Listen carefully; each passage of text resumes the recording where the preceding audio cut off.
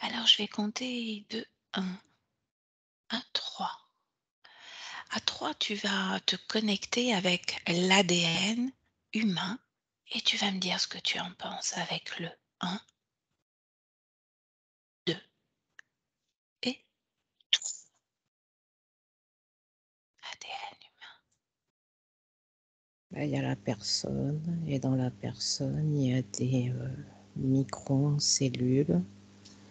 C'est une carte d'identité, donc j'ai l'image que j'ai vue dans un livre avec le brin. Mmh. Combien de brins tu perçois? 6. 6 brins d'ADN? Ben, je sais pas, ça fait un truc... Oui. Mmh. C'est comment les brins? Un brin d'ADN, si tu isoles un brin d'ADN, c'est comment? Mais il y a plusieurs façons. Ben là, j'avais cette représentation de ce livre.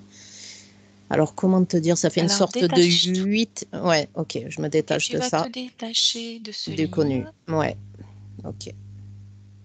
Je vais dans la personne, dans un Mmh. être humain, et je Bravo. descends, et je zoome. Alors, il y a quoi? Il y a les globules. Il est où cet ADN?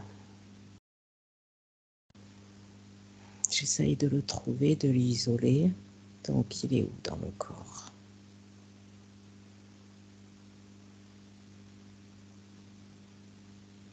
On peut avoir de l'ADN pour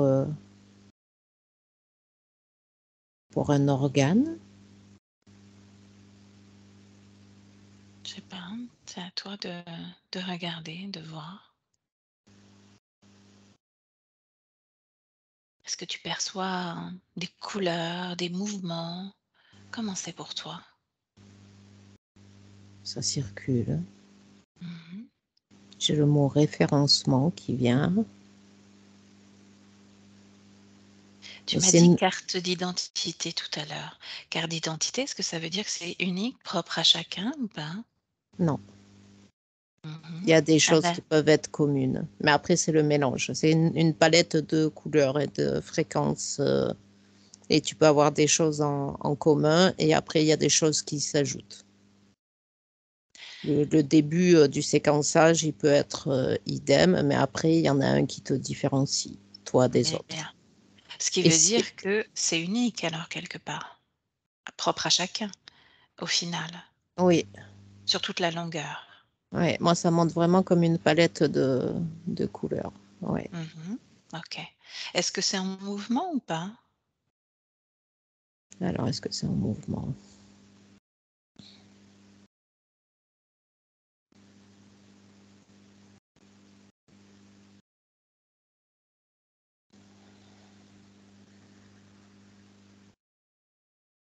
J'arrive pas à le situer dans le corps. Parce que j'ai mon doute, parce que je ne connais absolument pas. Et en Mmh. réalité, ce qui me produit un doute, c'est que c'est une information connue. Et moi, je ne la connais pas. Alors, je ne veux pas dire OK. une bêtise. Donc là, je Alors suis tu dans sais le quoi? mental.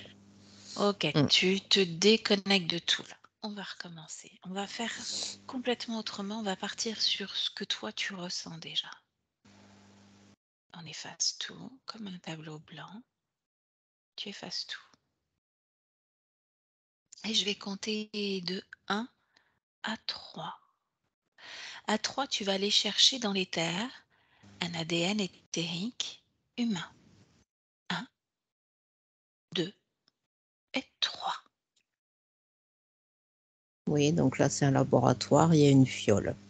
Et dans cette fiole, donc il y a un être, et il y a cette fiole, et effectivement, on a ces couleurs. Et là, on peut expérimenter, donc en gardant toujours la même base. Alors, sur cet ADN, tu as la base qui définit que c'est un être humain, et après, tu peux lui mettre des capacités, des qualités, voilà. Mais sur Terre, on peut avoir qu'une sorte d'ADN parce qu'il y a certaines capacités qui ne peuvent pas rentrer sur cette Terre.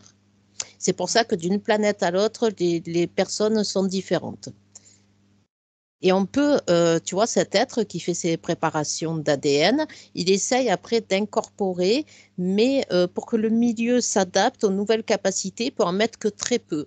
C'est-à-dire que le nouveau brin, la nouvelle couleur associée, il va en mettre par exemple 1%.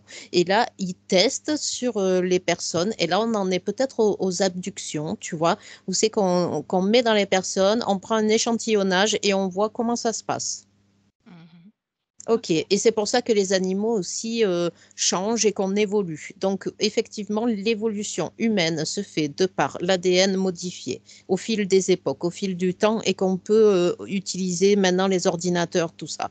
Donc, ça part vraiment de là. Et là, ça me montre le brin d'ADN dans la personne et qui s'expanse. Donc, Ok. c'est vraiment quelque chose Respire. de très important. Mhm. Respire, respire.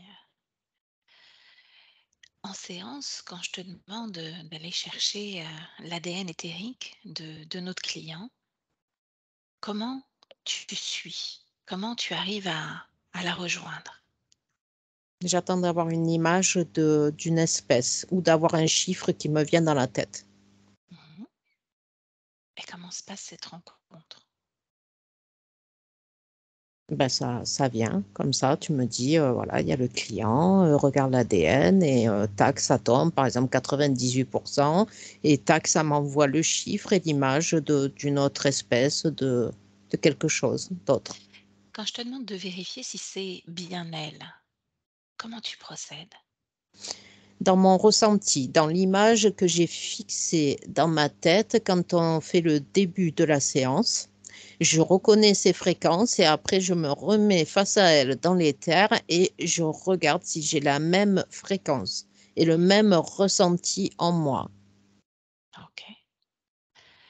Et s'il s'agit d'un leurre, d'un clone, d'une copie conforme, comment tu arrives à déjouer un petit peu ce Parce que piège? j'en ai déjà eu et ça fait pas le même ressenti et maintenant aussi les hologrammes, on passe les mains au travers. Mhm. Ok. Ça n'a pas la quand je touche comme ça la personne, par exemple, la dernière séance qu'on a fait, je touchais sa peau carrément. Je savais que c'était elle parce que j'avais tous ces détails-là de ses clavicules, de ses cheveux. J'avais vraiment tout, tout, tout. Alors maintenant, j'aimerais que tu ailles chercher, pour qu'on puisse sentir la différence entre un ADN humain, un ADN reptiloïde. C'est pas la même forme Mhm. et c'est plus puissant. Mhm. Parce que on dirait que notre ADN à nous, il est figé, tandis que leur ADN à eux, alors l'ADN humain, ça ferait plutôt des comme les séquençages qu'on a l'habitude de voir avec des petits rectangles, c'est vraiment l'image qu'il m'a envoyée depuis le début, tandis que première image qu'il m'a envoyée, ça fait des formes plutôt rondes, un peu comme leurs écailles. C'est comme, voilà, c'est vraiment ça. C'est leurs écailles et ils pourraient presque il est vivant, presque il bouge leur ADN à eux, tellement il est puissant. Le nôtre ne bouge pas, celui de l'humain ne bouge pas? Mm. Non, Dans ta perception, non.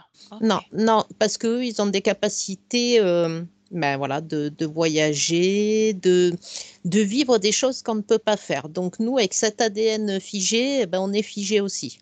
Donc de par notre construction, tu vois ce que je disais au début, on est sur Terre, et il y a certaines choses qu'on ne pourra faire, on l'a pas en nous.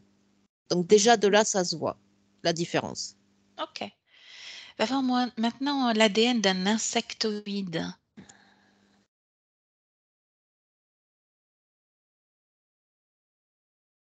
Ça se rapproche peut-être un peu plus au niveau de la forme d'une autre. Après, oui, on peut dire c'est rectangulaire, ce séquençage, mais ça va être un peu, la matière, elle est un peu transparente, ça fait un peu comme leurs ailes, Mhm. des insectes, elle est comme ça. Ouais. Ok. C'est plus C'est léger, plus c'est léger. moins dense, oui. Mm. Même exercice pour l'ADN d'un humanoïde.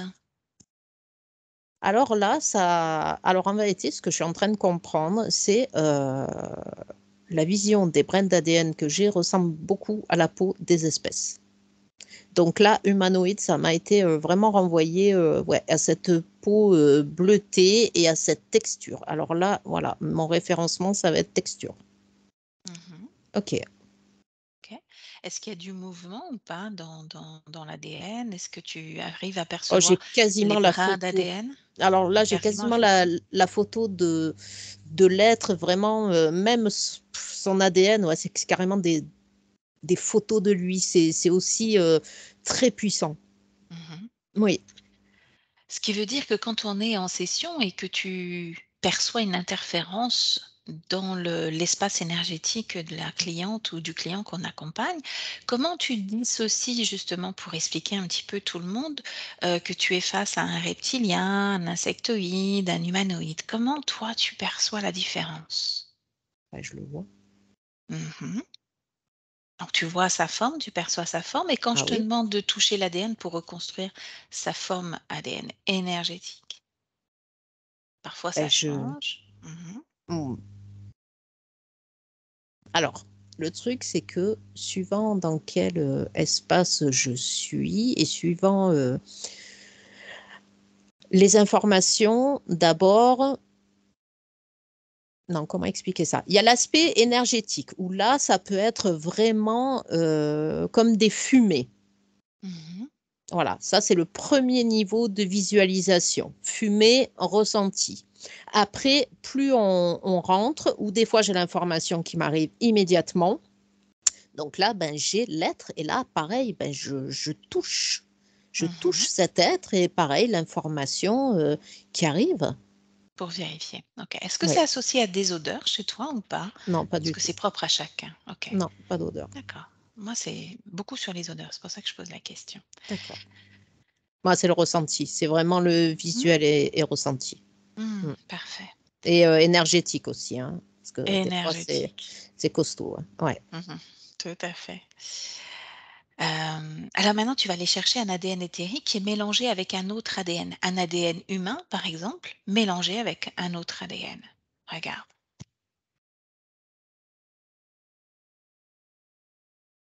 Mm. Alors, c'est quelqu'un qui a du reptiloïde. Mhm. Ouais. Donc, en Mélangé à réalité, quoi? dans humain. Humain. Ok. Ouais. Mhm. Alors, ça fait une. Donc, j'ai mon humain, et dès que je me prends, j'essaye de le regarder d'un autre plan, eh ben, j'ai ce reptilien qui est en transparence, Mhm.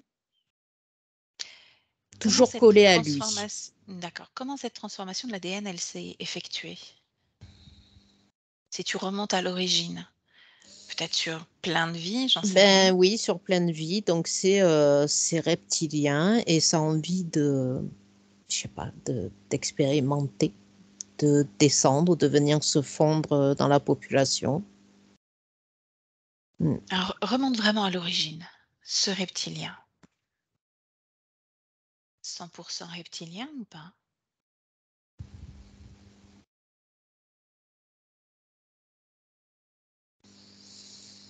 Alors là, je le vois et là, ça fait comme une spirale d'étoiles. Mhm. Donc, il cherche quelque chose. Mais il est venu s'incarner justement pour faire chercheur sur Terre, Mhm. Pourquoi, hein? pour voir s'ils peuvent modifier dans la matière. En vérité, tu incorpores, ils ont trouvé le moyen d'incorporer un humain Mhm. et de voir waouh, l'expérimentation dans la matière physique, ici, avec ses connaissances à lui.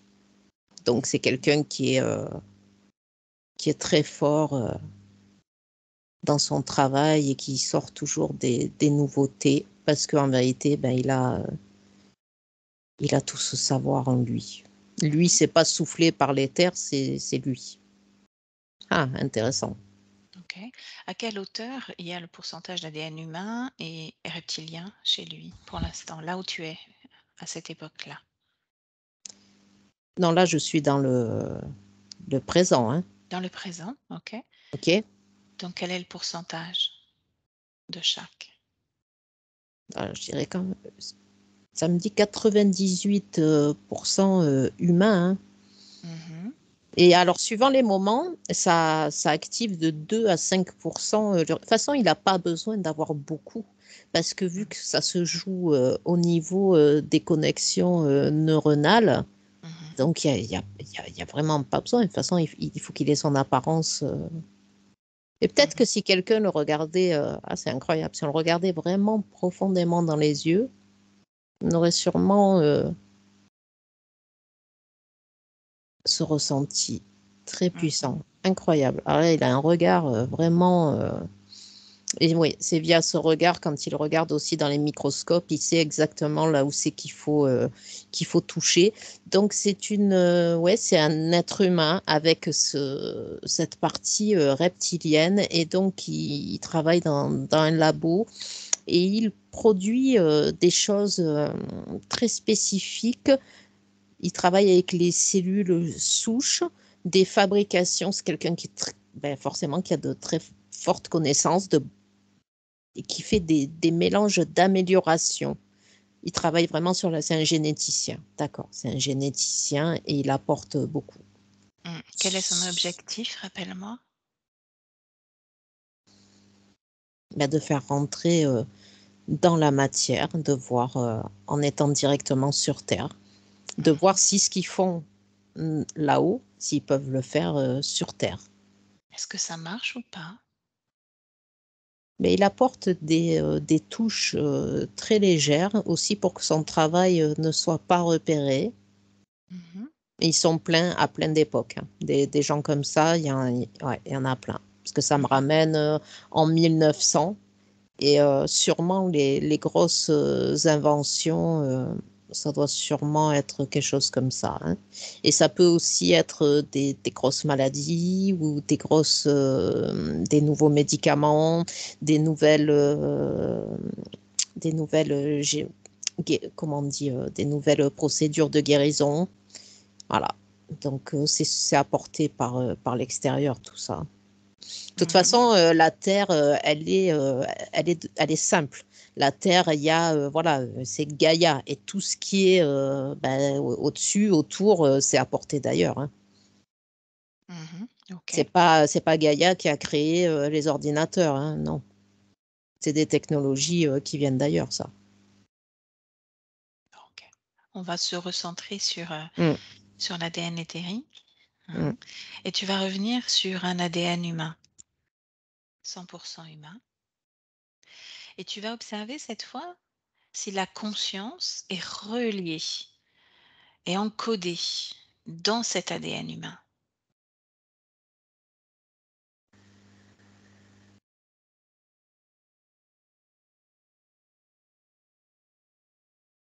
Oui, il y a une reliance. Mhm. Oui. Qu'est-ce que tu perçois? Il y a une reliance parce que ça la définit. L'une et l'autre. C'est un peu comme un effet miroir. Mhm. Dans cette conscience, il y a les infos de cet ADN et vice-versa, parce que c'est dans cette carte d'identité, voilà, tu peux lire les infos des deux. Qu'est-ce qu'elle contient, cette carte d'identité? Le type Regarde. de la personne, ses aptitudes, ses forces, ses faiblesses. Oui, Est-ce qu'elle contient juste cette vie-là, d'autres vies? non, cette vie-là. Dans Cette vie-là? l'ADN. Ouais, dans l'ADN. Oui. Mhm. Ok. Oui, ça pourrait pas rentrer, puis c'est trop différent. Ça change tout le temps. Tac, Mhm. tac, tac, chaque vie. Non, c'est typique. Ça Ok. reste là. C'est ça en vérité, parce que l'ADN, lui, il reste là, sur Terre. Mhm. C'est-à-dire Ok. que quand la conscience Mm. s'élève à la fin de vie, Oui, c'est ça. Lui, d'accord. c'est fini. L'expérience, elle est clôturée. C'est fini. Mhm. Ça meurt. Ça retourne à la Terre. Mm. Mhm. Ok. Ce qui veut dire que la conscience, elle lâche une partie d'elle aussi à ce moment-là, alors. C'est la partie ouais, physique, quoi. Mhm. Ok.